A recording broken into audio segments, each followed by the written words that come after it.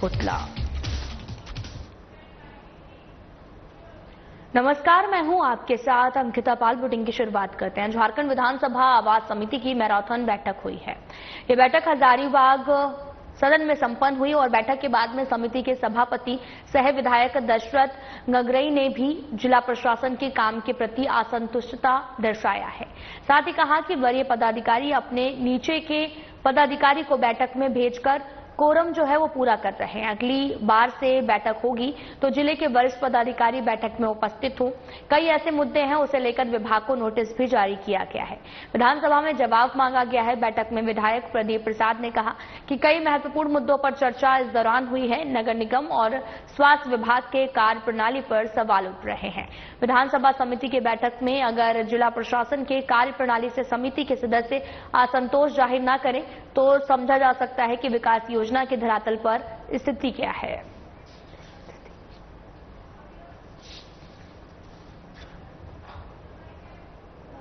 एक समिति आई हुई आवास समिति हजारीबाग में जो भी समस्याएं हैं, खास करके जो भी जन समस्या हैं, सारे विभाग के पदाधिकारी यहाँ पहुंचे हुए हैं। किस विभाग की क्या स्थिति है जांच किया जा रहा है और उनसे क्या सहयोग होना चाहिए सरकार के द्वारा वो किया जा रहा है। जहाँ कमियां हैं उनको देख के उनकी तरफ लिख दे रहे हैं और जो ज्यादा स्थिति गंभीर है उसको विधानसभा में हम लोग बुला रहे हैं, क्वेश्चन कर रहे हैं कि इसका आप जल्द से जल्द निपटारा करें।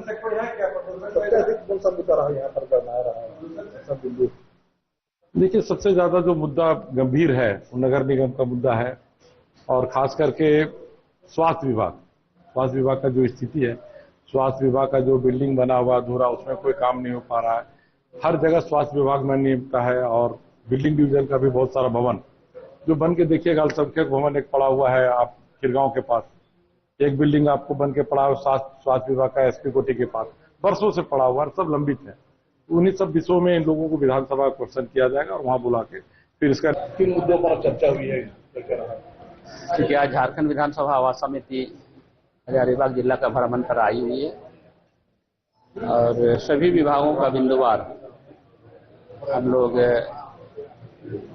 उसका अध्ययन किए और अध्ययन के उपरांत 2-3 जो विभाग हैं उस विभाग का जवाबदेही असंतोष रहा और हम लोग निर्देशित किए हुए हैं।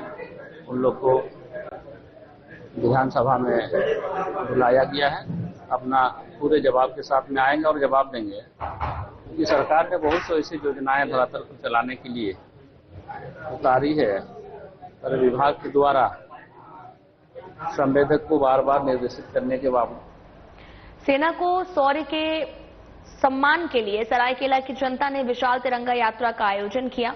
यह आयोजन झारखंड के पूर्व सीएम और वर्तमान स्थानीय विधायक चंपई सोरेन और बीजेपी जिला अध्यक्ष उदय प्रताप सिंह देव के नेतृत्व में किया गया। तिरंगा यात्रा सरायकेला और दुर्गा पूजा मैदान से शुरू होकर सरायकेला गैरेज चौक तक होते हुए बस स्टैंड तक गई है।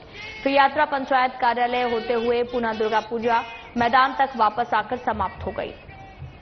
इस दौरान सम्मान यात्रा में भारत माता के जय और वंदे मातरम के नारों से सरायकेला गूंजता रहा।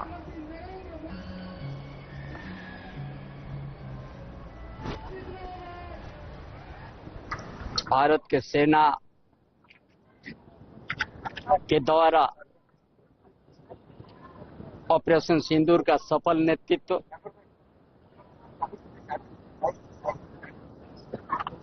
उसी पर हम लोग तिरंगा यात्रा निकाल के सेना का जो आज अपना बहादुरी के साथ पाकिस्तान में घुस करके आतंकवादी का केंद्र को नष्ट कर दिया। 100 से ज्यादा आतंकवादी ढेर हो गया और उनका हरकत, पाकिस्तान का हरकत में मुंहतोड़ जवाब जो दिया गया,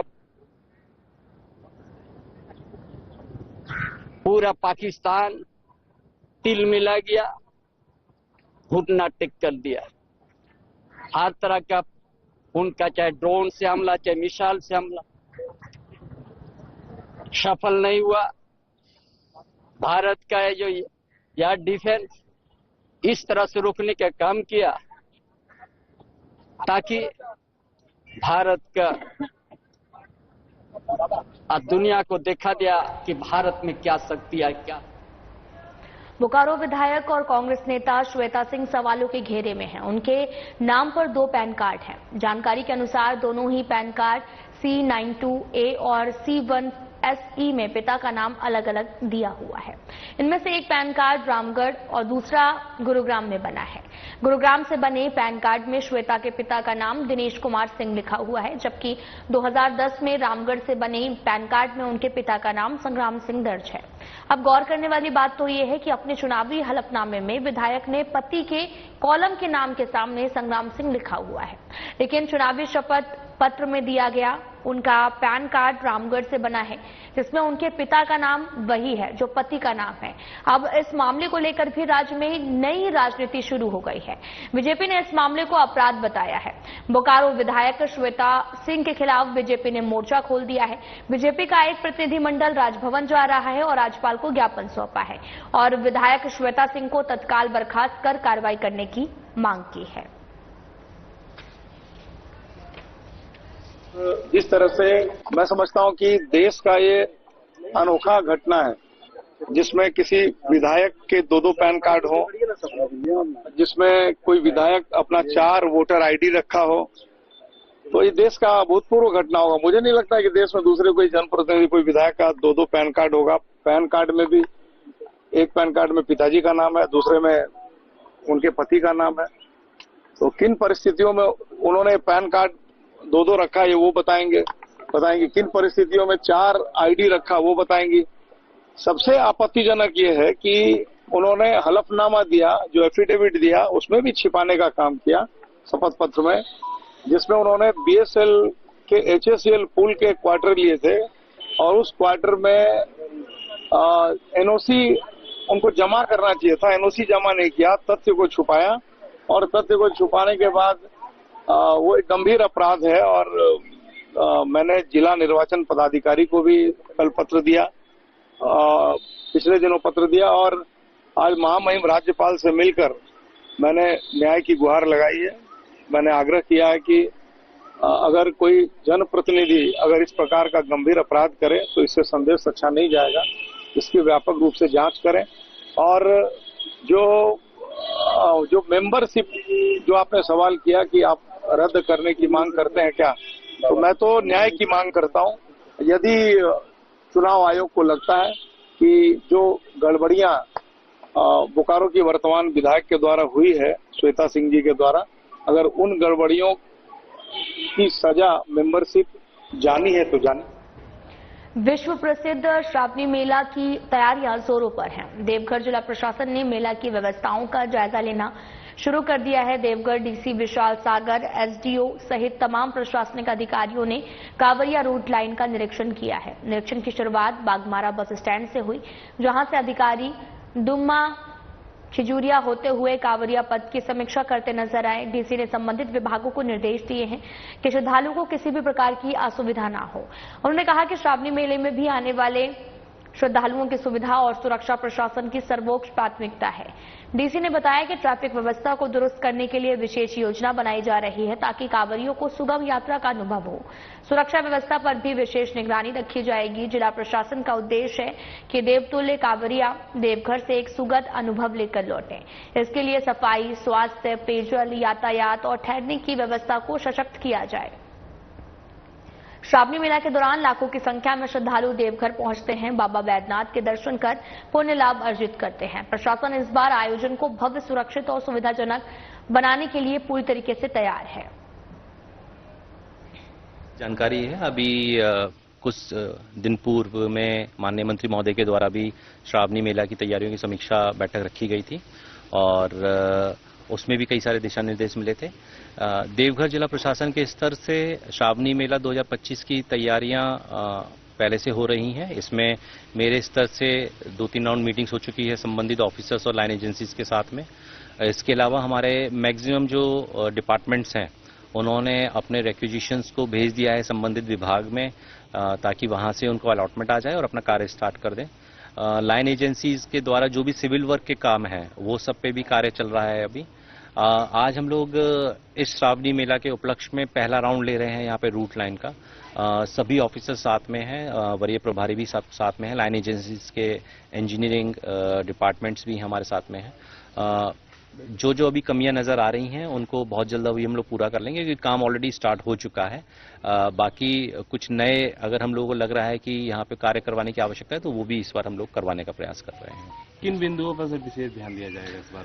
देखिए, श्रावणी मेला क्योंकि इतने बड़ी संख्या में श्रद्धालु आते हैं बाबा नगरी में, तो हमारा सबसे जो प्राथमिकता है वो है। अक्षया जैन बनी है 12वीं बोर्ड की जिला टॉपर, कॉमर्स में रचा है कीर्तिमान। आपको बताते चलिए कि स्कूल और परिवार का मान बढ़ाया और अक्षया जैन ने 12वीं बोर्ड परीक्षा में कॉमर्स संकाय से जिले में टॉप कर एक ऐतिहासिक उपलब्धि हासिल की है। उन्होंने न केवल अपने विद्यालय का नाम रोशन किया बल्कि अपने परिवार और पूरे जिले को गर्व भी महसूस कराया।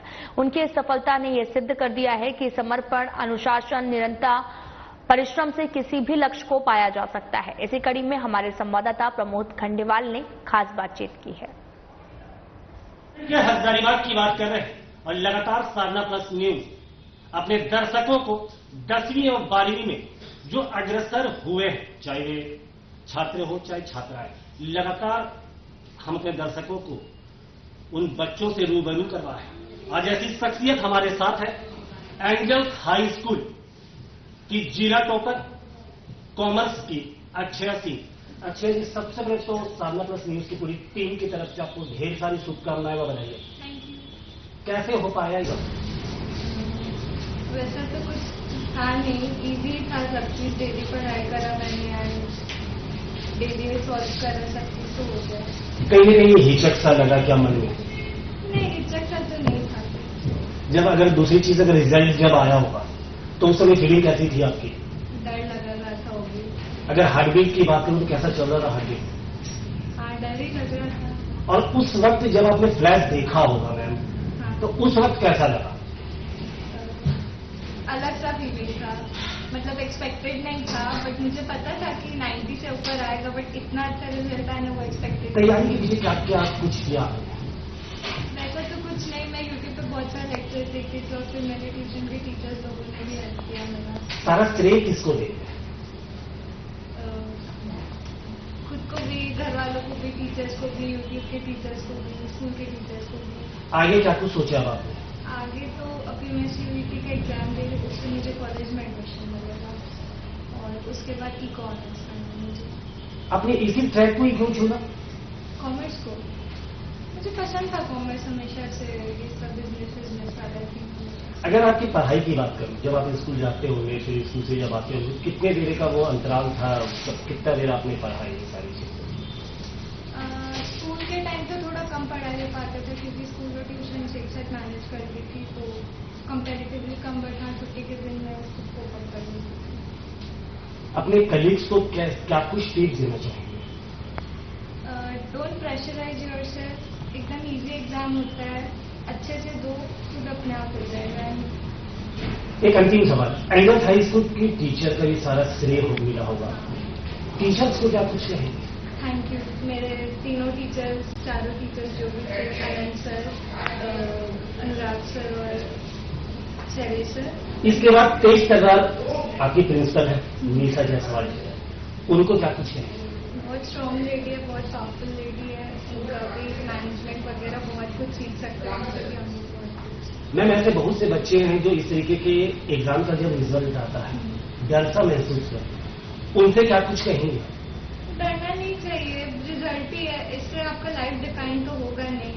ऐसे भी आजकल कितने सारे एग्जाम्स है जो बिना बोर्ड रिजल्ट के दिए बिना ही आप निकल सकते हैं। You can score even more than what I have scored. एक अंतिम सवाल, आपने भी सुना होगा अखबारों, चैनलों में, बड़े बड़े इंस्टीट्यूट में, कोटा में इस तरीके के एग्जाम में फेल हो जाने से लोग सुसाइड कर लेते हैं। उनसे क्या कुछ अपील करना चाहेंगे आप? It's not the end of your life, बस एक रिजल्ट ही है, तो इतना कुछ डिमोटिवेट होने की जरूरत नहीं। हाँ, ऑब्वियसली बहुत लो फील होता है क्योंकि मैंने भी देखा है, बहुत कुछ हुआ हुआ है, तो यार डिमोटिवेट होने की जरूरत नहीं है। You will H something in your life somehow. चलिए, बहुत बहुत धन्यवाद। अपने सहयोगी कैमरामैन के साथ में प्रमोद खंडेवाल, साधना प्लस न्यूज, हजारीबाग।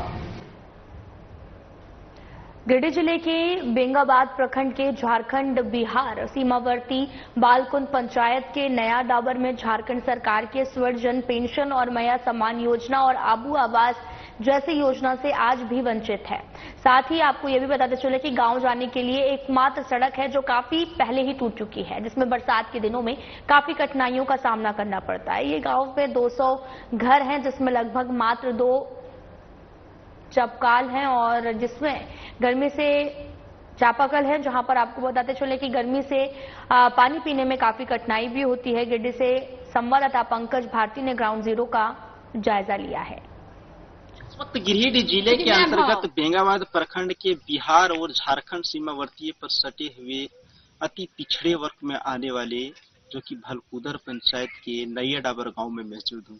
बता देना चाहता हूँ कि यहाँ झारखंड सरकार की महत्वाकांक्षी योजना मैया सम्मान योजना, वृद्धा पेंशन जो सर्वजन पेंशन के तौर पर लगभग लाभुकताओं को पहुंचाने के लिए कार्य सरकार कर रही है, लेकिन इस धरातल पर विफल साबित हो रही है। वहीं बात करें अबुआ आवास का, जो अबुआ सरकार का अबुआ आवास की बात करें तो अबुआ बाबू लोग जो बबुआ बैठे हुए हैं, अबुआ सरकार का कहीं न कहीं पैसे के बदौलत कुछ काम नहीं करते हैं। और बात करना चाहता हूँ क्या बोलो चाची, बड़के हंसता पेंशन वगैरह कुछ मिलो हो? नहीं मिले। और मैया सम्मान योजना वगैरह नहीं मिला, कॉलोनियों नहीं मिलो? नहीं। यहाँ कभी मुखिया वगैरह कुछ ना हो? नहीं यार क्या तो नाव की को चाची पेंशन तो हो? हाँ हाँ हाँ हमें क्या पैसे कॉलोनी नहीं मिला है, कुछ ना मिले। हाँ। और ये मैया सम्मान योजना फिर क्या हो उसमें? सब हमने नहीं दे, हाँ पेंशन मिला है। अच्छा ये नहीं की बात करें तो इस पूरे 100 हड़िया के घरों की बात करें मात्र और सिर्फ एक चापाकल है, जिसके बदौलत तो पूरे यहाँ का लोग वहाँ से प्याज या तो स्नान करने के पानी यूज करते हैं। तो कहीं न कहीं ये जीरो ग्राउंडिंग पर सरकार की योजना, चाहे वो जलवन योजना हो, मैया सम्मान योजना हो, पेंशन योजना हो, कहीं न कहीं वो विफल साबित होता नजर आ रहा है। गिरिडीह से साधना प्लस के लिए मैं पंकज। पाकुड़ हिरनपुर बाजार स्थित थाना के पास में मध्य विद्यालय में एक ऐसी घटना घटित हुई जिसने इंसानियत को झकझोर दिया है। पहली कक्षा की नन्ही छात्रा सोनम मरांडी छुट्टी के बाद स्कूल की 4 दीवारी में अकेली छूट गई है। किसी ने देखा तक नहीं कि वो अब भी वहीं है। एक मासूम जिसकी उम्र खेलने कूदने और सपने देखने की होती है, वो डर और अंधेरे में सिमटी रो रही थी। छुट्टी होते ही स्कूल बंद कर दिया गया था। शिक्षक, कर्मचारी और बाकी छात्र छात्राएं चले गए, लेकिन सोनम तो वहीं रह गई। कक्षा में खामोश अकेली। तभी राह चलते हुए कुछ लोगों ने स्कूल की खिड़की से एक बच्ची को रोते हुए देखा। वो सिसक रही थी। उसकी आंखों में एक ही सवाल था, क्या मुझे कोई ले जाएगा? लोग रुके, भीड़ जमा हुई। सूचना प्रधानाध्यापक को दी गई और साथ ही स्कूल का दरवाजा खोला गया। सोनम बाहर निकली, लेकिन उसकी आंखों में जो डर था वो किसी किताब में नहीं पढ़ाया जा सकता। वो बच्ची एक निजी हॉस्टल में रहती है। उसकी उम्र इतनी नहीं कि वो खुद को ढूंढ सके या मदद के लिए दरवाजा पीट सके। यदि खिड़की ना होती तो क्या होता? इस घटना ने एक बार फिर से बड़ा सवाल खड़ा कर दिया है। किसकी जिम्मेदारी थी? सोनम की। किसी ने नहीं गिना कि सभी बच्चे निकले हैं या नहीं। किसी ने पलट कर नहीं देखा कि कोई रह तो नहीं गया। स्थानीय लोगों का आक्रोश जायज है। उन्होंने विद्यालय प्रशासन की लापरवाही पर कड़े सवाल उठाए हैं। ये केवल एक लापरवाही नहीं है, ये उस विश्वास का टूटना है जो माता पिता हर सुबह अपने बच्चों के बैग के साथ स्कूल भेजते हैं। और ये खबर हमें चेतावनी देती है कि किसी दिन किसी स्कूल में किसी खामोशी के पीछे कोई और सोनम छिपी हो सकती है।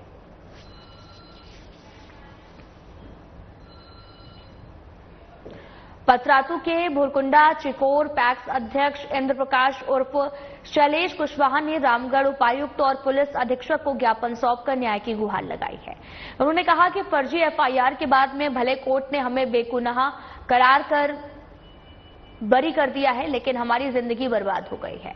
उन्होंने आरोप लगाते हुए कहा कि ऑफिस में 10 साल से कंप्यूटर ऑपरेटर के पद पर कार्यरत अमित तिवारी जिला आपूर्ति कार्यालय द्वारा षड्यंत्र के तहत में फर्जी एफआईआर की गई थी। उन्होंने ये भी कहा कि चिकोर पैक्स के साथ में हमेशा कंप्यूटर ऑपरेटर अमित तिवारी के द्वारा भेदभाव किया जाता था।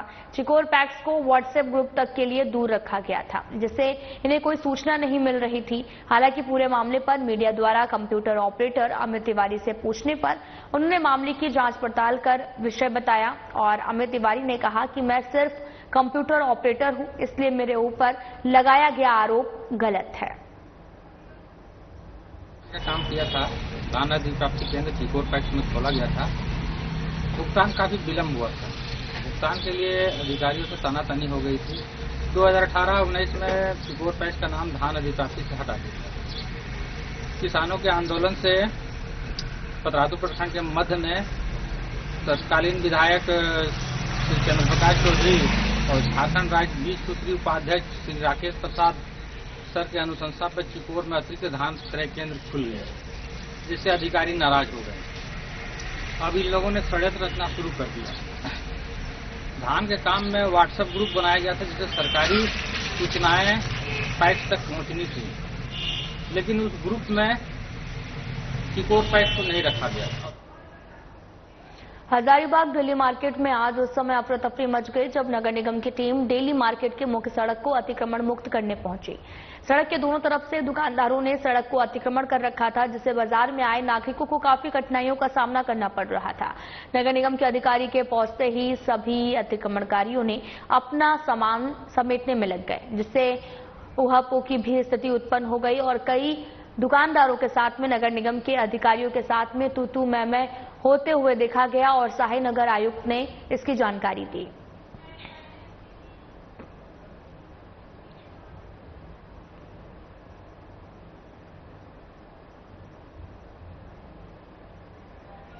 तो वहीं शहर में हाथी का नाम सुनकर ही लोगों के अंदर एक डर समा गया है। एक जंगली हाथी शहर में पहुंच गया। हाथी के शहरी क्षेत्र में पहुंचने से लोगों की नींद भी उड़ गई। सूचना मिलने के बाद में वन विभाग हाथी पर नजर बनाए हुए है।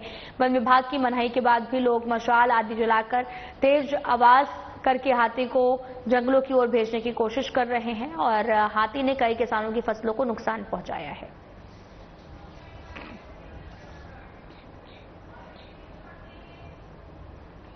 तो वहीं बोकारो के चंदनक्यारी थाना क्षेत्र के बरमाशिया ओपी में पुलिस ने एक हत्या मामले का खुलासा किया। इस मामले में मृतक के दोस्त जयदेव बावरी को हत्या मामले में गिरफ्तार किया गया। पुलिस ने बताया कि दोस्त जयदेव बावरी ने मृतक के गर्दन पर चाकू से वार कर दिया था, जिससे वो बुरी तरीके से घायल हो गया।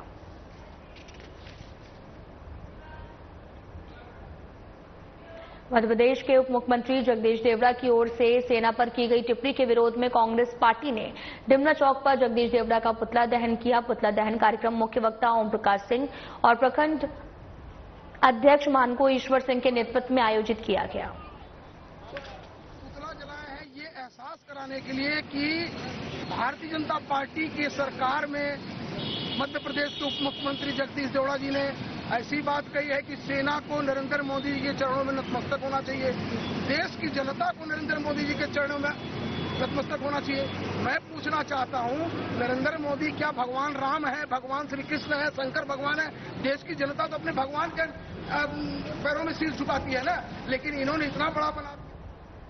गिरिडीह के बगोदर थाना क्षेत्र के बगोदर सरिया रोड अंतर्गत अंबा डी मोड़ के पास में शुक्रवार की देर रात एक दिन दहला देने वाला सड़क दुर्घटना हुई, जिसमें एक ही परिवार के 3 लोगों की मौत हो गई है। मृतकों में 1.5 साल का एक छोटा बच्चा भी शामिल है और छोटकी सरिया निवासी आशीष कुमार बड़वाल अपनी पत्नी श्वेता बड़वाल और 1.5 साल के बेटे पलटू के साथ में शादी समारोह से लौट रहे थे। आशीष कुमार मेरा भतीजा था, रांची में बिजनेस करता था और रांची से अपना गाड़ी से नरकच्चा शादी में जा रहा था और कैलाश हॉस्पिटल के आगे एक्सीडेंट करके 2 स्पॉट हो गया था। आशीष से जान बचा होता तो पुलिस प्रशासन की मदद से उसको हजारीबाग भेजा गया था। बोकारो जिले के सेक्टर 4 सिटी सेंटर के अंतर्गत पुलिस क्लब के पास में एक महिला से चैन स्नैचिंग का मामला सामने आया। बाइक सवार युवक महिला के गले से चेन खींचकर फरार हो गया और मामले की जांच लगातार जारी है। ग्रामीण गली में गाड़ी पार्क करके इधर मानसरोवर की तरफ आ रही थी, तभी सामने से एक बाइक में लड़का आया, सीधे ऐसे हाथ चेन खींचा और निकलते बन गया। मैं चिल्लाई पर वो निकल गया था। अकेले था, बाइक में था, अकेले था। कुछ येलो कलर का टी शर्ट पहना था, ब्लैक कलर की बाइक थी उसकी, और एकदम रास्ता खाली था, तो कुछ करने का समझने का मौका ही नहीं मिला, तब तक वो निकल चुका था। मतलब इतना भीड़ भाड़ वाले इलाके में छिनते होना, क्या मान रहे हैं आप? नहीं, सेफ नहीं है, बिल्कुल भी सेफ नहीं है। ऐसे तो पहली बार, मैं यहाँ तो रहती नहीं हूँ, लेकिन यहाँ मतलब पहली बार ऐसा हुआ, मतलब पूरे लाइफ में मेरे साथ ऐसा। मैं हमेशा ही मतलब बेसिक ज्वेलरी तो औरत खरीदती है तो क्यों नहीं पहन के घूम सकती है, लॉकर में तो रखने के लिए है नहीं। अब सरवा थाना क्षेत्र देवघर सारट मार्ग में देर रात घटी सड़क दुर्घटना में एक व्यक्ति घायल हो गया, जिसे इलाज में पुलिस ने ग्रामीणों के सहयोग से सरवा CSC भेज दिया है। घायल व्यक्ति दुर्घटनाग्रस्त एक हाईवा वाहन पर चालक है और वाहन की टक्कर के बाद में चालक हाईवा में फंस गया था। वहीं गांव के लोगों की मदद से उसे बाहर निकाला गया, जिससे उसकी जान चली गई है। फिलहाल घायल की स्थिति खतरे से बाहर है। वाहन मालिक के स्टाफ ने कहा कि घायल चालक को इलाज के लिए घर भेज दिया गया है। फिलहाल बुलेटिन में इतना ही। नमस्कार।